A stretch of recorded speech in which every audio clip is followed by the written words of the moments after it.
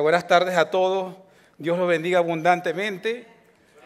¿Sabían ustedes que como los hijos de Dios somos llamados a colaborar y heredar las bendiciones de Dios por medio de Jesucristo? Ustedes son los amados de Dios. ¿Sí sabían eso? Se llamados a ser santos, que significa apartados para Él. Hermanos, que la gracia y la paz de Dios y de nuestro Padre Celestial y del Señor Jesucristo sea con ustedes y con sus familias. ¿Okay? Me llamo Daniel Antonio, su servidor, maestro en el área de los niños por muchos años y líder del grupo de vida en la casa de la hermosa familia Poblano, Eric y Leti Poblano, y tengo el gran honor de servir junto a mi amada esposa Mónica y nuestros 6 hijos que me ha dado, Daniel, Joel, Danica, Josías, Yulisa y Giovanna. A veces tengo que recordar, aquí lo tengo escrito, no se preocupen. De los hermanos Montiel, dicen que soy el que más me parezco a mi papá, Luis Antonio, y el pastor Luis es el que más se parece a su mamá. O sea, yo soy el hijo de mi padre y él es el hijo de su madre. El chiste aquí, siendo que nací en Cabimas y mi papá me conoció a los 6 meses después de haber nacido. Y por esa razón él me decía que yo había sido dejado en la puerta por unos guajiros. Y es ahora de grande que me entero que ese guajiro que me dejó en la puerta era él. La verdad, hermano, es un grandísimo privilegio estar aquí, compartir la palabra de nuevo. Y hoy continuamos, empezamos la serie de los Salmos en el verano. Y mi profundo deseo y oración, como dice la Biblia, es que todos seamos fortalecidos, afirmados y enriquecidos en la fe, en palabra y en el conocimiento de nuestro Señor y Salvador Jesucristo. Mi deseo es que sea confirmado en ustedes y en mí el testimonio de Cristo Jesús, de manera que no nos falte nada para ser excelentes servidores, moralmente hablando, mientras esperamos la segunda venida del Señor. La palabra nos enseña que es Él quien nos confirma hasta el fin, guardándonos irreprensiblemente, o sea, sin culpa alguna, ya que hemos sido absueltos legalmente del pecado y sus consecuencias mediante la sangre de Jesucristo. Vamos a leer el Salmo 8 y quiero que me acompañen a la pantalla. Dice así, el título dice, el músico principal sobre Gitit, Salmo de David. Y dice el Salmo, Señor y Dios nuestro, cuán glorioso es tu nombre en toda la tierra. Has puesto tu gloria sobre los cielos, las alabanzas de los niños de pecho son tu mejor defensa contra tus enemigos. Ellas silencian a tus vengativos adversarios. Cuando contemplo el cielo, obra de tus dedos, y la luna y las estrellas que has creado, me pregunto, ¿qué es el ser humano para que en él pienses? ¿Qué es la humanidad para que la tomes en cuenta? Hiciste al hombre poco menor que un Dios y lo colmaste de gloria y de honra. Lo has hecho Señor de las obras de tus manos. Todo lo has puesto debajo de sus pies. Todas las ovejas y todos los toros, todos los animales del bosque, las aves en el cielo y los peces en el mar, todo lo que surca las profundidades del mar. Señor y Dios nuestro, cuán glorioso es tu nombre en toda la tierra. Padre eterno, bendito y santo es tu nombre eternamente. Gracias por nuestra salvación y redención. Te doy gracias, Señor, porque has empoderado y nos has capacitado con tu Espíritu Santo. Permítenos, Señor, estar en tu gracia y favor y llevar a cabo nuestro llamado fielmente, dando buen testimonio de tu nombre y sirviéndote a ti y a otros de todo corazón, bajo la dirección de tu Espíritu Santo y de tu santa palabra. Que nuestros corazones siempre sean humildes y receptivos como la buena tierra, dando frutos de arrepentimiento que honran y glorifican tu nombre. En Cristo Jesús. Amén. Hermanos, el libro de los Salmos es uno de los libros que conforman parte de los escritos de la sabiduría, poesía y canciones del Antiguo Testamento. Y este fue mayormente escrito por el famoso rey David y por los servidores músicos de la corte real. Aunque su propósito primordial es la alabanza por medio del canto a Dios, tiene el elemento profético mencionando muchas profecías mesiánicas acerca de Jesucristo y acontecimientos de la primera venida y también de su segunda venida. Pero quiero hoy descifrar y diseccionar este hermoso salmo en su parte práctica, teológicamente hablando, en 7 observaciones de los versículos. Será una lección con aplicaciones y pensamientos prácticos, puro poder para cada uno de ustedes. Y la primera observación que vamos a ver es la gloria de Dios. Dice, cuán glorioso es tu nombre en toda la tierra. Has puesto tu gloria sobre los cielos. Hermanos, el nombre de Dios es poderoso. Y su gloria y esencia está encima de los cielos y el universo. La palabra gloria viene del latín gloria y significa fama o renombre. Pero el significado concepto hebreo, Shekinah, es más que solo fama y denota la manifestación de la presencia o el esplendor de Dios. Hermano, no hay lugar más seguro, estable, más hermoso y glorioso que la presencia del Señor. Con el pueblo de Israel, la gloria de Dios se manifestó con gran poder en las 10 plagas que se soltaron sobre el faraón y los egipcios. Estas plagas se azotaron contra los egipcios, pero no tocaban al pueblo de Israel, que se encontraban en la tierra de Gosén, en inglés Goshen. Dice la Biblia que cuando venían las plagas, destruían todo en su camino, pero no tocaban la tierra de Gosén, o sea, el pueblo de Israel. Cuando vino la plaga de la oscuridad, todo Egipto estaba en la oscuridad densa, pero el pueblo de Israel seguía con luz. Cuando vino la plaga de la muerte del primer hijo, solo aquellos que obedecieron el mandato de Dios de poner la sangre del cordero sobre sus puertas, ¿verdad?, quedaron libres de la muerte. Cuando el pueblo de Israel salió de Egipto, la gloria de Dios se manifestó en una nube de día y en una columna de fuego de noche. Esto ocurrió mientras el pueblo de Israel estuvo por 40 años en el desierto como castigo y preparación para entrar a la tierra prometida. Dios en su fidelidad se mantuvo con ellos y los dirigía a pesar de su necedad y su desobediencia. Fíjense lo que escribió el profeta Moisés en el libro de Éxodo, en Éxodo capítulo 16, versículo 10, dice, mientras Aarón hablaba a toda la comunidad de Israel, miraron hacia el desierto y allí pudieron ver la imponente gloria del Señor, ¿en qué? En la nube. Y fíjense lo que dice Éxodo 24:7.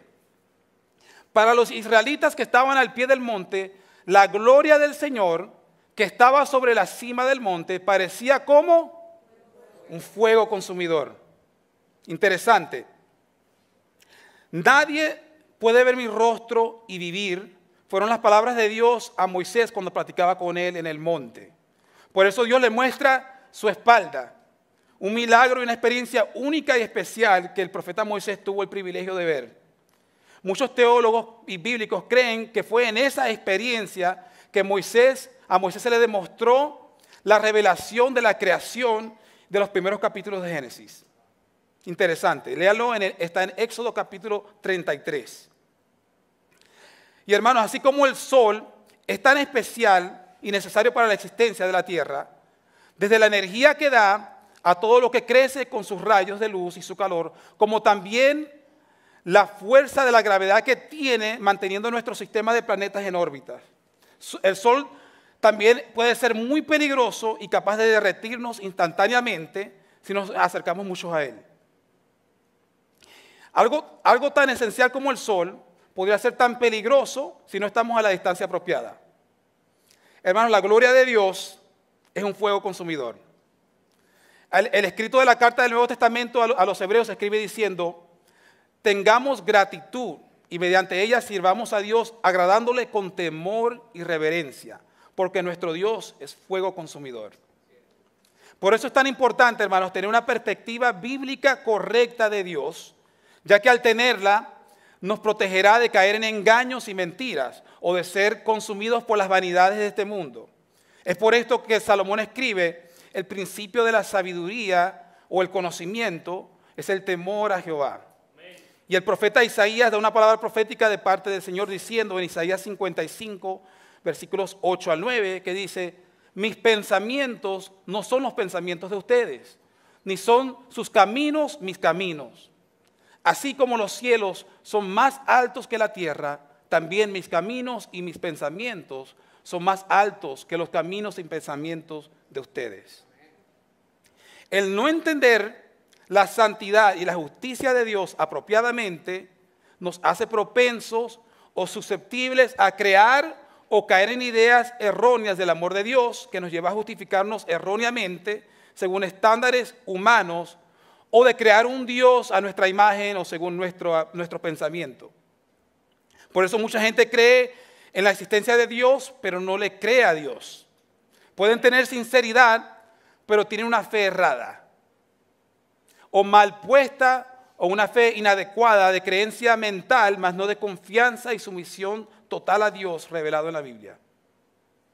Es muy fácil creer en un Dios que te permita pecar y hacer lo que se te pegue la gana sin consecuencias, o simplemente intentar descartar el pensamiento de que Dios existe.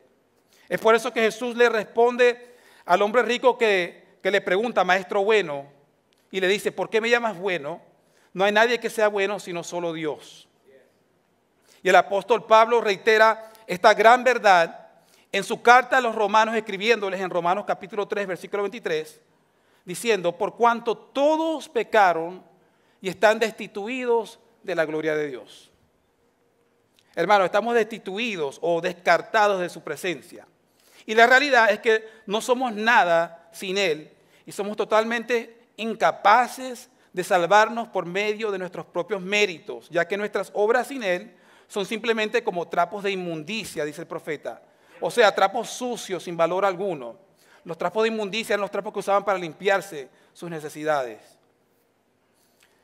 Y esto me lleva a la segunda observación, que le llamé la alabanza a Dios. El segundo versículo dice: las alabanzas de los niños de pecho son tu mejor defensa contra tus enemigos.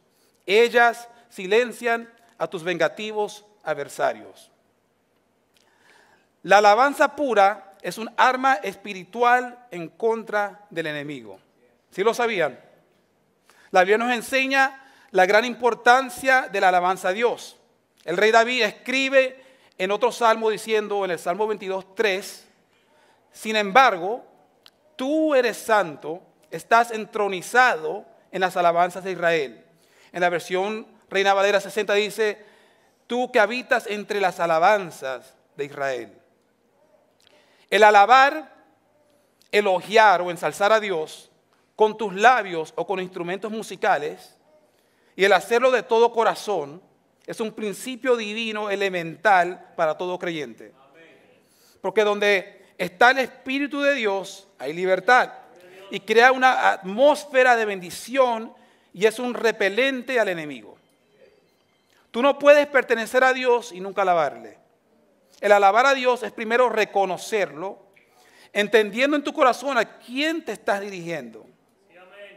La alabanza emana de un corazón arrepentido y agradecido, y es parte del proceso de la regeneración del Espíritu Santo en tu vida cuando has nacido de nuevo, como también un arma espiritual para tu protección y tu bendición. La alabanza efectiva a Dios debe ser como la de un niño, o sea, de un corazón genuino, un corazón humilde, un corazón puro. Tu estado de corazón debe alinearse con tu obediencia para crear una alabanza que sea verdaderamente de olor fragante para Dios. Fíjense lo que Jesús le dijo a sus discípulos, algo plasmado por el apóstol Mateo, en Mateo 18, versículo 3. Entonces dijo Jesucristo: les digo la verdad, a menos que se aparten de sus pecados y se vuelvan como niños, nunca entrarán en el reino del cielo.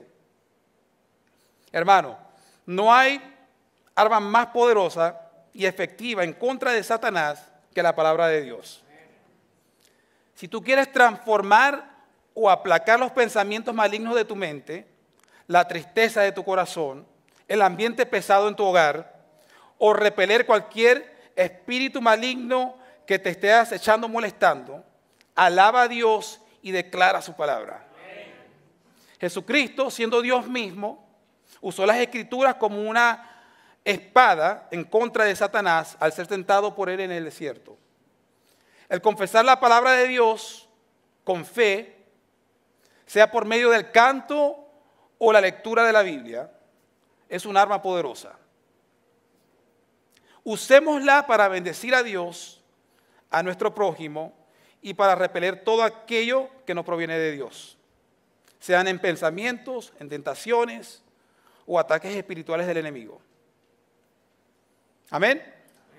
Observación 3. La creación de Dios. Versículo 3. Dice, cuando contemplo el cielo, obra de tus manos, y la luna y las estrellas que has creado. La creación es la evidencia más obvia del Creador. ¿Cuántos aquí han pasado un invierno en Indiana? Muchos, algunos no todavía. ¿Alguna vez han formado un muñeco de nieve? Yo varias veces. ¿Quién al ver un muñeco de nieve compuesto de 3 bolas de nieve grandes, una bola sucesivamente más grande que la otra, ¿verdad? Con ojos de piedra, nariz de zanahoria, ¿verdad? Brazos de palo, un sombrero y una bufanda? Al ver eso, diría a sí mismo, esto fue creado naturalmente por muchas caídas de nieve.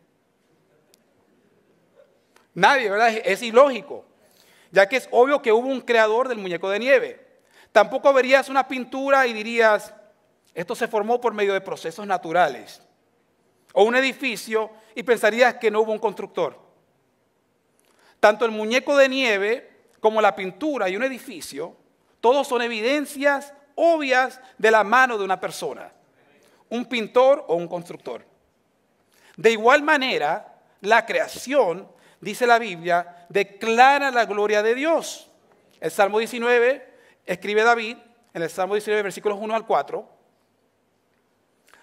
los cielos proclaman la gloria de Dios y el firmamento despliega la destreza de sus manos. Día tras día no cesan de hablar, noche tras noche lo dan a conocer. Hablan sin sonidos ni palabras, su voz jamás se oye. Sin embargo, su mensaje se ha difundido por toda la tierra y sus palabras por todo el mundo. Lo obvio no necesita voz porque se ve plenamente.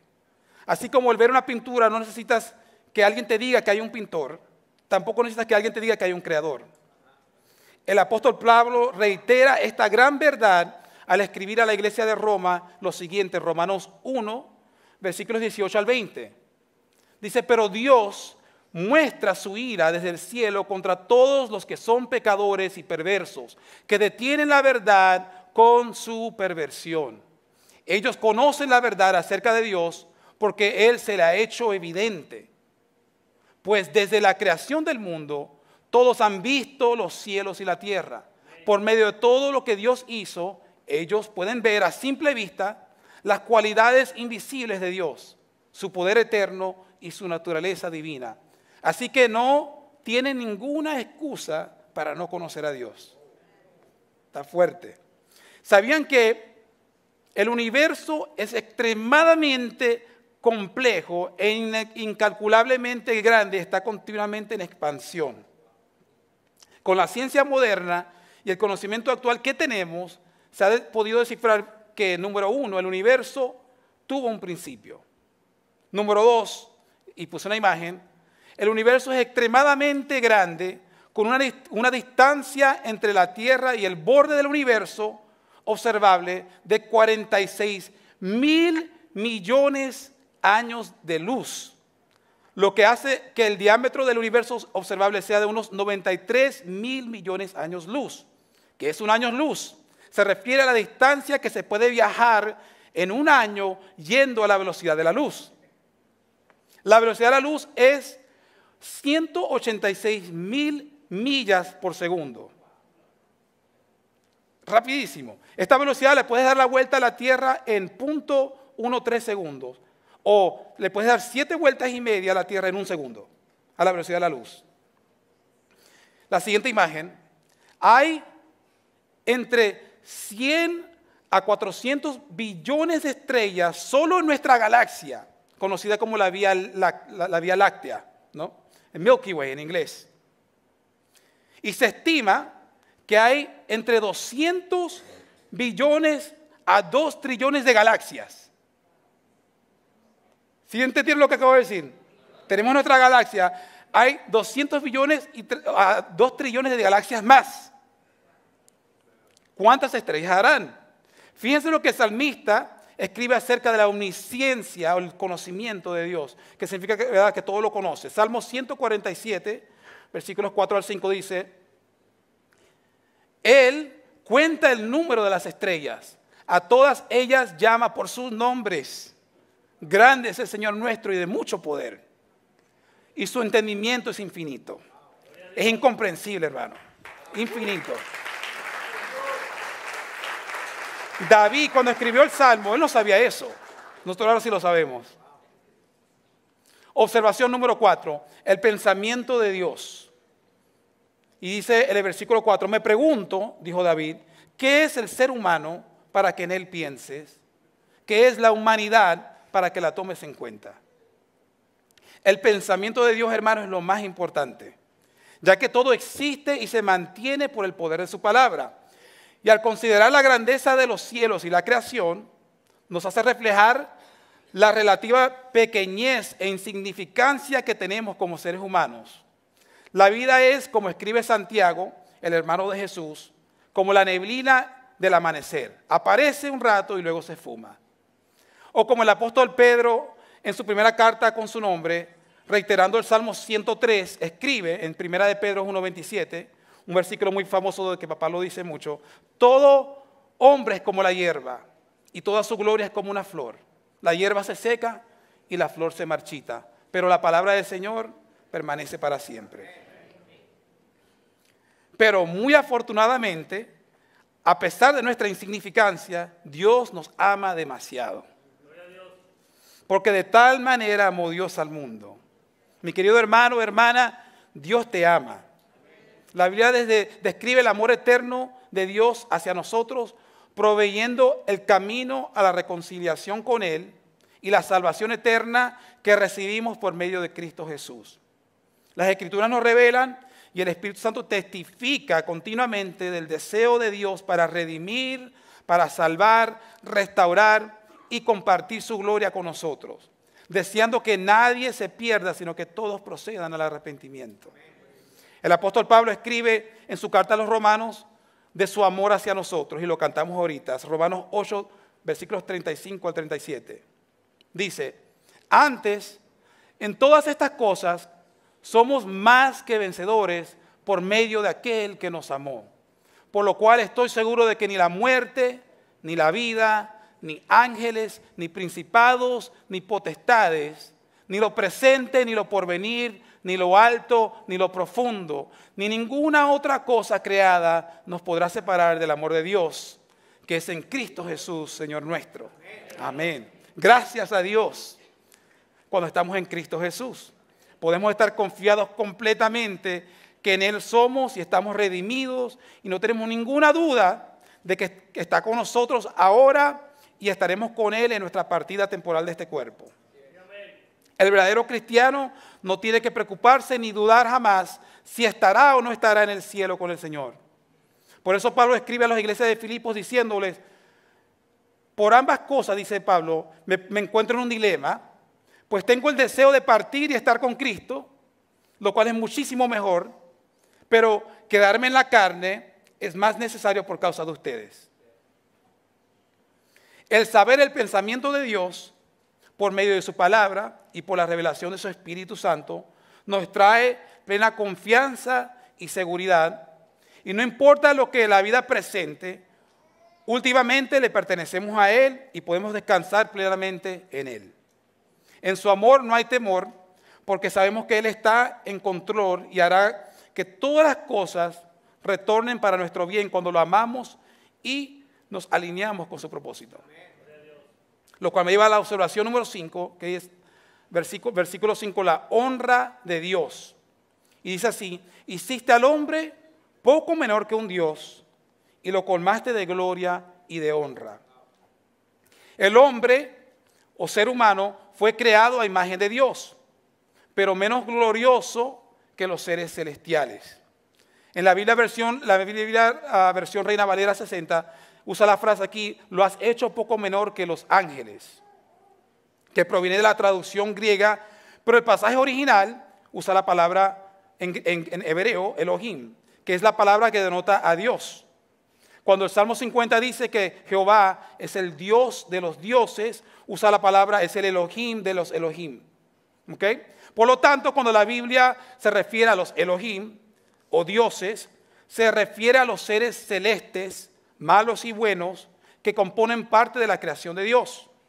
Es el mundo invisible que al cual el apóstol Pablo alude, nombrándolos por rango en Efesios capítulo 6, principados, potestades, gobernadores de las tinieblas y huestes espirituales de maldad. En el cielo vemos la revelación de los profetas, de otros seres celestes como son los querubines, los serafines, ¿verdad? Seres celestiales que rodean el trono de Dios. Y también vemos los 24 ancianos en el libro de Apocalipsis, junto con millares y millares de ángeles que están en el trono, delante del trono del Señor. Y aunque la gloria y la honra del hombre es pasajera y temporal, en comparación con estos seres espirituales, cuando estamos en Cristo Jesús, su bendición, su favor, su gloria y honra es eterna en y para con nosotros, de generación a generación. Somos coherederos y copartícipes de la gloria de Dios, y esto es algo que aún los ángeles de Dios admiran. El apóstol Pedro escribe esto en 1 de Pedro capítulo 1 versículo 12 y dice: y ahora esta buena noticia, el evangelio, les fue anunciado a ustedes por medio de aquellos que la predicaron con el poder del Espíritu Santo enviado del cielo. Todo es tan maravilloso que aún, ¿qué dice? Los ángeles observan con gran expectación cómo suceden estas cosas. O sea, los ángeles de Dios están a la expectativa de los sucesos de la tierra, específicamente aquellos que tienen que ver con la predicación del Evangelio de Jesucristo. Y el apóstol Pablo nos escribe aún otra revelación muy interesante de nuestra herencia como coherederos de Dios. Coherederos de Dios. Al exhortar a la iglesia de Corinto, Pablo los exhorta por su incapacidad de resolver sus problemas sin involucrar a las cortes y los jueces paganos. Y les escribe lo siguiente en 1 Corintios, versículos 6, 1 al 3. Si alguno de ustedes tiene un pleito con otro, ¿por qué presenta el caso ante los impíos y no ante los santos? ¿Acaso no saben ustedes que los santos juzgarán al mundo? Y si son ustedes quienes han de juzgar al mundo, ¿acaso les es poca cosa juzgar cosas muy pequeñas o casos muy pequeños? Y después fíjense lo que dice: ¿no saben ustedes que nosotros juzgaremos a los ángeles? Pues con más razón los asuntos de esta vida. O sea, a veces por ignorancia o inmadurez espiritual nos enredamos en peleas, asuntos, luchas en las cuales no deberíamos estar involucrados. Por eso, hermanos, seamos prudentes y sabios, buscando siempre honrar a Dios en todo aspecto de nuestras vidas, teniendo nuestra mirada y propósitos fijados en Él, para la gloria de Él. Dios exhorta fuertemente la desobediencia también del rey Saúl por el medio del profeta Samuel. Y le dice: yo honraré a los que me honran y despreciaré a los que me menosprecian. Jesucristo también reiteró algo parecido diciendo: cualquiera pues que me confiese delante de los hombres, yo también lo confesaré delante del Padre que está en los cielos. Y después dice: y cualquiera que me niegue delante de los hombres, yo también lo negaré delante de mi Padre que está en los cielos. También hay otro versículo que dice: delante de mi Padre y de los ángeles que están en los cielos. A lo cual me lleva a la penúltima observación, observación 6, la autoridad de Dios. Versículo 6 dice: lo has hecho, Señor, hablando del hombre, de las obras de tus manos, todo lo has puesto debajo de sus pies. Fuimos creados, hermanos, para señorear la tierra y la creación. Y en este pasaje vemos claramente la profecía acerca de Jesucristo. Algo reiterado en el libro de los Hebreos en el Nuevo Testamento. La autoridad sobre los animales y la creación fue dada al hombre en un principio, como dice el libro de Génesis en el capítulo 2, pero a causa de la rebelión y del pecado, la tierra junto con todos los animales sufre y continúa sufriendo las consecuencias. Es más, el poder y el dominio del hombre sobre el mundo fue en parte robado o dejado por el diablo. El pecado permitió que el diablo tomara más poder y autoridad. Y por eso leemos en varios pasajes del Nuevo Testamento que dice esta realidad. Jesús en el desierto dijo que era el príncipe del aire, ¿verdad? El que gobernaba el mundo, hablando del diablo. Mas, cuando Cristo vino, hace más de 2000 años, la restauración de las cosas inició. Algo que se desenvolverá completamente en la segunda venida del Señor. Por eso es que Jesús dice antes de ascender al cielo, después de estar con los discípulos, después de haber resucitado, dice, toda autoridad me ha sido dada en el cielo y en la tierra. Por tanto, vayan y hagan discípulos en todas las naciones. Dios es quien entrega, Él es quien otorga y Él es quien permite. Así que nunca usemos nuestra posición de autoridad e influencia cuando la tenemos para glorificarnos a nosotros mismos, pero debemos usarlo solamente y únicamente para bendecir a otros y glorificar a Dios. Es nuestra responsabilidad ejercer la autoridad que Dios nos ha dado con amor. Y ya, hermanos, para ir concluyendo la última observación, la corona de Dios. En versículo 7, de todas las ovejas, habla de los animales, todos los toros, todos los animales del bosque, las aves en el cielo y los peces en el mar, todo lo que surca las profundidades del mar. Es interesante porque las profundidades del mar, dice la ciencia moderna, conocemos más del espacio que de las profundidades del mar. Y muy interesante eso. Pero el ser humano, hermanos, es la corona de la creación de Dios. Y Él nos ha coronado con gloria y autoridad. Y así como una esposa, dice la Biblia, que es corona de su marido, también el ser humano redimido se convierte en corona del Señor. Somos y fuimos creados para servir al Señor como instrumentos de honra y gloria, como una corona. Porque, hermanos, también existen instrumentos viles, dice el apóstol Pablo. Satanás es un instrumento vil, porque él sirve a los propósitos de Dios, pero no de una forma honrosa. ¿Quiénes vamos a ser nosotros? ¿Vamos a ser instrumentos de honra o instrumentos viles? ¿Verdad? El reino de los animales terrenales y los acuáticos y las plantas, todo en la tierra, está para la administración y el provecho del ser humano. Y a través de la Biblia vemos cómo los mandatos en Deuteronomio, en los Salmos, es de cuidar las cosas que tenemos, cuidar los animales, alimentarlos. ¿Sabían también que los animales son capaces de vivir más tiempo y de expandir su inteligencia a su nivel máximo cuando interactúan con seres humanos? No sé si sabían eso, es muy interesante. Fue Adán quien nombró a todos los animales y era él quien atendía el jardín. Y todavía es nuestro deber ser buenos administradores de todo lo que Dios nos encomienda, incluyendo los animales, si los tenemos. Yo tengo un perro que se llama Oso. Y a veces no lo quiero tener en la casa, pero Señor, yo entiendo que es un animal y lo cuido, lo alimento y le doy agua. Y regaño a mis hijos cuando no lo hacen. Porque yo, por amor a Dios. Fíjense lo que reveló, ya para terminar con este último versículo, fíjense lo que reveló el apóstol Pablo acerca de la creación en Romanos capítulo 8, versículos 19 al 22. Dice, porque la creación aguarda con gran impaciencia la manifestación de los hijos de Dios. Porque la creación fue sujetada a vanidad, no por su propia voluntad, sino porque así lo dispuso Dios. Pero todavía tiene esperanza, pues también la creación misma será liberada de la esclavitud de corrupción, para así alcanzar la libertad gloriosa de los hijos de Dios. Está hablando de todo lo que existe, los animales, los peces, todo eso, ¿verdad? Porque sabemos que toda la creación hasta ahora gime a una y sufre como si tuviera dolores de parto. Qué hermoso, qué responsabilidad, hermanos, tenemos como hijos de Dios. ¿Verdad? Somos llamados a... Yo siempre digo, recuerde que como la humanidad, todos somos creados a la imagen de Dios, pero hijos de Dios son aquellos que han nacido de nuevo. el apóstol Juan da esa gran verdad que Dios nos da el poder de ser hijos, de ser hechos hijos de Dios. Y por eso, hermano, ya para concluir, quiero terminar con, si tú todavía no has hecho esa decisión de entregar tu vida a Jesús, le invito a que lo haga. Porque dice el apóstol Pablo que esta es la palabra de fe que predicamos, que si confesares con tu boca que Jesús es el Señor y creyeres en tu corazón que Dios lo levantó de los muertos, serás salvo. Es un regalo, hermano, es un regalo. Recíbelo. No tienes nada que perder y todo para ganar.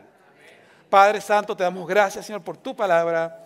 Gracias, Señor, porque tú eres glorioso y hermoso. Y aún así en tu gloria y tu esplendor, tú nos miraste, Señor, y nos amaste y nos redimes, nos salvas y nos restauras, Señor. Padre, te pido que todo este pueblo, Señor, tú le bendigas abundantemente a ellos, a sus familias, a sus hijos, y permitas que todos seamos parte, Señor, de tu reino como instrumentos de honra para tu honra y gloria, Señor. Y encomiendo, Señor, esta semana en tus manos, que tú nos bendigas y que podamos, Señor, glorificarte en todo lo que hagamos, en nuestros pensamientos, en nuestras acciones, en nuestras interacciones con nuestra familia y con nuestros seres queridos y con nuestros compañeros de trabajo. Que podamos ser la luz del mundo, la sal de la tierra y ser de gran bendición donde sea que estemos y pisemos. En el nombre de Jesús. Amén.